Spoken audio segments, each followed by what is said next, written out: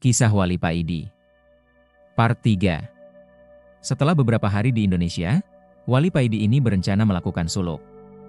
Nyepi ke gua di Gunung Arjuna, sesuai perintah Sang Sultanul Aulia, Wali Paidi mulai berkemas untuk berangkat ke Gunung Arjuna. Berpres-pres rokok sudah disiapkan, mulai DJ Semsu, gudang garam dan jarum sudah lengkap. Tidak ketinggalan kopi satu blek juga dibawanya. Setelah sampai di kaki Gunung Arjuna, Wali Paidi mulai mendaki mencari gua yang dimaksud oleh Sang Sultanul Aulia. Pada hari yang ketujuh sejak pendakian, Wali Paidi akhirnya menemukan gua tersebut. Gua itu mulutnya kecil tertutup ilalang, tapi dalamnya luas. Di pojok kiri ada sumber mata air, dan di pojok kanan ada batu yang menyerupai meja. Kemungkinan oleh yang punya gua ini dulu dipakai untuk sholat. Wali Paidi menaruh barang bawaannya di sebelah batu yang mirip meja tersebut, dan pergi menuju ke mata air untuk mandi dan berwudu. Ketika mandi, hati Wali Paidi ini dengan sendirinya berzikir dengan cepat, dan otomatis pengetahuan ruhani Wali Paidi semakin bertambah. Hatinya berbunga-bunga tanpa dapat ia cegah. Nur basyirohnya semakin terang benderang. Setelah berwudu, Wali Paidi ini melakukan sholat di atas batu yang mirip meja itu. Beratus-ratus rokaat tanpa terasa telah berlalu, dan Wali Paidi baru sadar ketika terdengar ayam berkokok. Wali Paidi menuju tempat perbekalannya untuk membuat kopi, dan duduk santai sambil merokok. Panci sudah dikeluarkan dan rokok DJ Semsu refill sudah disiapkan. Tapi alangkah kagetnya Wali Paidi ini, ketika mencari korek tidak ada. Ia keluarkan semua isi tasnya tapi tetap aja korek tidak ditemukan. Waduh ciloko iki, Wali Paidi bergumam sendiri. Dia melihat kopi satu blek yang aromanya begitu harum dan berpres-pres rokok berbagai merek tergeletak di samping kopi. Wes, muspro KB iki, kok bisa koreknya gak ke bawah, kata Wali Paidi mulai kesal. 1-2 hari dilalui Wali Paidi ini tanpa kopi dan rokok, dan pada hari yang ketiga Wali Paidi mulai tidak tahan. Hatinya semeblak ketika melihat kopi dan rokok yang terkulai tak berguna. Wali Paidi mulai membaca hizib, semua hizib ia kerahkan, dan setelah membaca asyifa, 3 kali Wali Paidi ini mengusapkan telapak tangannya pada matanya dan biar. Seluruh alam jin dan makhluk halus lainnya tampak sangat jelas, terlihat oleh Wali Paidi segerombolan jin di luar gua sebelah kiri. Kira-kira 10 meter dari mulut gua, Wali Paidi mendatangi bangsa jin yang terdekat dengan gua tersebut. Gerombolan jin yang melihat Wali Paidi datang, tampak ketakutan. Ada yang punya korek api? Tanya Wali Paidi kepada bangsa jin. Kami jin gak punya, jawab mereka. Wali Paidi langsung mengobrak-abrik tempat para jin tersebut. Para jin lari tunggang langgang dan banyak sekali yang terluka. Selanjutnya setiap tempat yang ada jinnya didatangi oleh Wali Paidi ini, dan kalau ditanya jawabannya gak punya korek api. Maka Wali Paidi ini langsung mengobrak-abrik tempat tersebut. Gemparlah seluruh bangsa jin di Gunung Arjuna, melihat sepak terjang Wali Paidi ini. Seluruh desa dan kota dari kerajaan jin di Gunung Arjuna ini, telah diobrak-abrik oleh Wali Paidi. Nama Wali Paidi menjadi terkenal, menjadi momok yang menakutkan di kalangan bangsa jin. Dan akhirnya tibalah Wali Paidi ini di pusat kerajaan bangsa jin. Ketika sampai di gerbang kerajaan Wali Paidi disambut oleh 2 prajurit, yang memang oleh raja mereka diperintahkan untuk menyambut Wali Paidi dan mengantarkan kepadanya. Tampak wajah-wajah yang ketakutan, di wajah prajurit jin ini melihat Wali Paidi. Dengan suara tergagap-gagap prajurit ini mempersilahkan kepada Wali Paidi, untuk masuk istana dan menemui raja mereka. Dalam istana Raja Jin yang bernama Ismoyo ini sudah menunggu kedatangan Wali Paidi. Setelah Wali Paidi masuk istana, Raja Ismoyo ini langsung turun dari singgasananya menyambut langsung Wali Paidi, dan mempersilahkan Wali Paidi untuk duduk di sampingnya. Dengan agak takut Raja Ismoyo ini bertanya, hamba dengar Tuan Wali telah membuat geger kerajaan hamba. Tuan telah mengobrak-abrik seluruh wilayah kerajaan tanpa ada yang sanggup melawan Tuan. Apakah gerangan yang Tuan cari, sehingga Tuan murka begini? Mungkin hamba bisa membantu. Wali Paidi menjawab, aku mencari korek, apakah Anda punya? Seluruh prajurit tegang menunggu jawaban raja mereka. Senjata pedang dan tombak sudah mereka pegang dengan erat, bersiap kalau ada hal-hal yang tidak diinginkan. Keringat yang berbau kemenyan keluar dari pori-pori para prajurit Raja Jin yakni Raja Ismoyo. Suasana tegang masih sangat terasa. Saking tegangnya ada prajurit yang terkencing-kencing di celana. Hehehe. Tuan Wali, buat apakah korek tersebut kalau hamba boleh tahu? Tanya Raja Ismoyo. Buat menyalakan ini dan membuat ini, jawab Wali Paidi sambil menunjukkan rokok dan kopinya. Hanya untuk itu? Tanya Raja Ismoyo heran. Ya, hanya untuk ini, jawab Wali Paidi singkat. Raja Ismoyo membatin dalam hati, Wali ini aneh. Masa hanya gara-gara pingin ngerokok dan ngopi aja dia telah menghancurkan kerajaanku. Dasar wali semprul. Namaku Pak Idi bukan semprul, sahut wali Pak Idi. Ah, maaf Tuan, ternyata Tuan bisa membaca isi hati hamba. Raja Ismoyo mulai takut dan heran. Terus, gimana sampean punya korek apa tidak? Tanya wali Pak Idi lagi. Kalau hanya untuk menyalakan itu, pakai ini aja Tuan.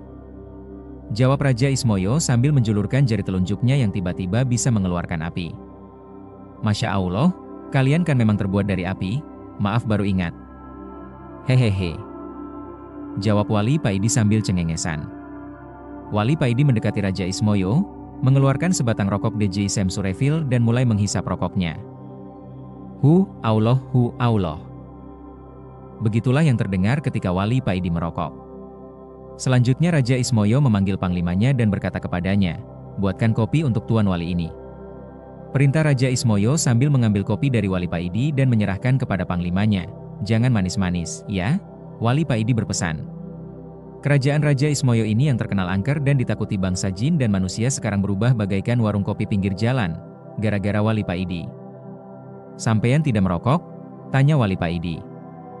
Tidak, jawab sang raja. Apakah sampean jin Muhammadiyah? Tanya wali Pak Idi lagi. Saya tidak mengerti maksud Tuan, jawab Raja Ismoyo heran. Maaf, agama sampean apa? Tanya wali Pak Idi. Saya tidak beragama, jawab Raja Ismoyo. Oh, begitu, gumam wali Pak Idi. Keduanya lalu terdiam agak lama. Maaf Tuan, wirid apa yang Tuan baca, sehingga Tuan tidak bisa dikalahkan oleh para prajurit saya? Tanya Raja Ismoyo penasaran. Hizib dan sholawat, jawab wali Pak Idi. Maukah Tuan mengajarkan kepada saya? Pinta Raja Ismoyo. Ya boleh, tapi sampean harus masuk Islam dulu, jawab wali Pak Idi. Lalu Raja Ismoyo memanggil panglimanya, memerintahkan mengumpulkan seluruh rakyat dan untuk semua prajuritnya. Dalam sekejap Balai Agung Istana ramai dipenuhi prajurit dan rakyat. Bahkan sampai meluber keluar istana. Selanjutnya Raja Ismoyo bersimpuh di kaki wali Pak Idi diikuti seluruh rakyatnya. Kami dengan sukarela siap masuk Islam, mengikuti agama Tuan, kata Raja Ismoyo kepada wali Pak Idi. Baiklah, ikuti apa yang aku ucapkan, kata wali Pak Idi. Dengan suara yang sangat berwibawa, wali Pak Idi mengucapkan 2 kalimat syahadat diikuti seluruh bangsa jin kerajaan Raja Ismoyo. Ucapan syahadat para bangsa jin ini menggema ke seluruh Gunung Arjuna. Bahkan seluruh hewan di Gunung Arjuna berhenti sejenak mendengarkan ucapan syahadat. Setelah mengucapkan 2 kalimat syahadat, wali Pak Idi mengajarkan pada mereka, apa itu Islam dan menjabarkan arti iman secara singkat. Selanjutnya wali Pak Idi tinggal di Istana Raja Ismoyo, guna mengajari mereka cara sholat, cara berzikir dan lain sebagainya. Setelah beberapa minggu tinggal di istana, wali Pak Idi akhirnya mohon pamit kepada Raja Ismoyo. Kami masih butuh pencerahan dari Tuan. Sudilah kiranya Tuan tetap di sini beberapa hari lagi, pinta Raja Ismoyo kepada wali Pak Idi. Jangan khawatir, kelak aku akan datang lagi kemari, kata wali Pak Idi. Dan dengan tersenyum wali Pak Idi mendekati Raja Ismoyo dan memegang dada Raja Ismoyo. Sambil, ajaklah hatimu untuk zikir, ucapkan Allah, secara terus-menerus, berkesinambungan. Dalam keadaan apapun teruslah berzikir, dan berusahalah selalu dalam keadaan punya wudhu. Andai Allah mencabut nyawamu, kamu dalam keadaan suci. Terima kasih Tuan, pesan Tuan akan kami laksanakan, jawab Raja Ismoyo dengan takzim. Kalau hatimu sudah bisa berzikir, maka Allah sendiri yang akan membimbingmu, kata wali Pak Idi. Apakah kami akan menjadi wali kalau hati kami sudah bisa berzikir sendiri? Tanya Raja Ismoyo. Hahaha, jangan sekali-kali punya niat pingin menjadi wali, karena keinginan itu termasuk nafsu. Berzikirlah karena Allah, jangan ada niatan yang lain, jelas wali Pak Idi. Setelah menghisap rokoknya wali Pak Idi berkata lagi, Allah menjadikan manusia pemimpin di muka bumi ini, dan mengangkat para walinya dari kalangan manusia, jelas wali Pak Idi lagi. Oh begitu? Kalau Allah menghendaki begitu, kami sangat ridho dengan keputusan Allah tersebut, jawab Raja Ismoyo manggut-manggut. Kalau boleh tahu Tuan ini wali yang bagaimana? Tanya Raja Ismoyo selanjutnya. Aku adalah wali abdal, wali pengganti, kalau istilah dalam sepak bola sebagai pemain cadangan, wali tingkat rendah. Aku dulu hanya seorang abdi seorang kiai, tugasku hanya menyiapkan rokok dan kopi. Setelah kiai saya meninggal akulah yang dipilih Allah sebagai gantinya, terang wali Pak Idi. Jadi wali itu jumlahnya tetap sama dari dulu sampai sekarang, Tanya Raja Ismoyo dengan bersemangat. Iya, jumlahnya wali di seluruh dunia tetap sama. Karena setiap yang meninggal pasti ada gantinya, biarpun kamu tidak ada hak untuk menjadi wali, kamu harus tetap semangat, karena di mata Allah, derajat seseorang itu dilihat dari ketakwaannya.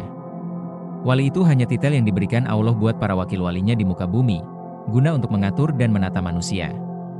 Dan wali dipilih dari para hamba yang dikehendakinya. Bukan karena ibadahnya, bukan karena zikirnya, tapi karena kehendak Allah. Jadi salah besar kalau ada orang yang pingin atau mempunyai cita-cita menjadi wali. Jawab Wali Paidi. Terima kasih Tuan, mudah-mudahan apa yang Tuan ajarkan kepada kami menjadi ilmu yang manfaat, ucap Raja Ismoyo. Akhirnya Wali Paidi pamit dan meninggalkan Gunung Arjuna diiringi Raja Ismoyo dan seluruh rakyatnya. Setelah Wali Paidi sudah tidak tampak, Raja Ismoyo dengan suara yang lantang berkata kepada rakyatnya, "Rakyatku semuanya, nanti atau kapanpun, kalau ada orang yang ke Gunung Arjuna ini berbekal rokok dan kopi, jangan sampai diganggu. Jagalah mereka sampai mereka meninggalkan Gunung Arjuna ini, demi menghormati guru kita Wali Paidi. Titah Paduka akan kami laksanakan." Jawab mereka serempak. Lanjut part 4.